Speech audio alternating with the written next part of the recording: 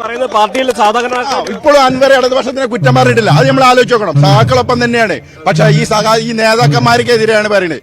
ഉദ്യോഗസ്ഥന്മാർക്കെതിരെ, ഉദ്യോഗസ്ഥന്മാരെ അഴിമതിയെതിരെ. ഇപ്പൊ പറഞ്ഞു സ്വർണം കടത്തില് ഉണ്ട് എന്ന് പറഞ്ഞു. ഇപ്പൊ നമുക്ക് എല്ലാ വ്യക്തികൾക്കും എല്ലാവർക്കും ചാനലിൽ എല്ലാവർക്കും അറിയാം, നമ്മളെ കരിപ്പൂരിന്ന് ഒരു സ്വർണം കൊണ്ടുവരണമെങ്കിൽ കസ്റ്റംസിന്റെ അറിവില്ലാതെ ഒരു മുട്ടസൂചി പുറത്ത് കടത്താൻ പറ്റുമോ?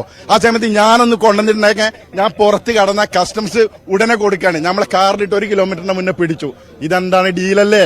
ഇതൊക്കെ തന്നെയല്ലേ പറയണത്? ആ സത്യസന്ധമായ കാര്യങ്ങളല്ലേ നമ്മൾ പറയണത്? അൻവർ പറയുമ്പോഴാണ് നമ്മളിത് മനസ്സിലാക്കുന്നത്. അൻവർ പറയുമ്പോഴാണ്.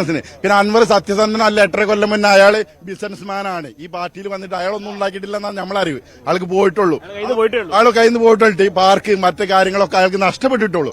എന്നിട്ട് ഈ നിലമ്പൂർ മണ്ഡലത്തിൽ അയാള് ഇടതുപക്ഷ ജനങ്ങളെ പിടിച്ചു നിർത്താൻ അയാൾ ആവുമ്പാട് അയാൾ നോക്കിയിട്ടുണ്ട്. ഇപ്പോഴും അത് ചെയ്യുന്നുണ്ട്. കഴിഞ്ഞ ദിവസം ഈ അൻവറിനെതിരെ മുദ്രാവാക്യം വിളിച്ചവരൊക്കെ അൻവറിനെ എതിരെ ഒപ്പം നടന്ന ഇവരൊക്കെ അൻവറിന്റെ ഒപ്പം നടന്ന് പല കാര്യങ്ങളും നേടിയെടുത്തവരാണ്. ഏത് എല്ലാ കാര്യങ്ങളും നേടിയെടുത്തവരാണ്. ഇത് കൈയും വെട്ടും കാലും വെട്ടും എന്നൊക്കെ പറഞ്ഞു നടന്ന്.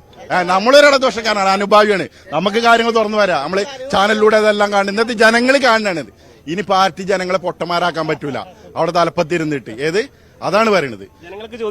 ജനങ്ങൾക്ക് ചോദിക്കാൻ പറ്റണം. അപ്പോഴാണ് ഈ പാർട്ടി നന്നാവുള്ളൂ. ഇപ്പൊ ത്രിപുരയിൽ എന്ത് സംഭവിച്ചോ, പശ്ചിമ ബംഗാളിൽ എന്ത് സംഭവിച്ചു ഉണ്ടോ? ഇന്ത്യ രാജ്യത്തുള്ള ഈ കേരളത്തിലാ. അത് ഈ കോലം പോയാൽ എന്ത് ചെയ്യും? അപ്പൊ ആ ഒരു പ്രതികരണമാണ് നമ്മള്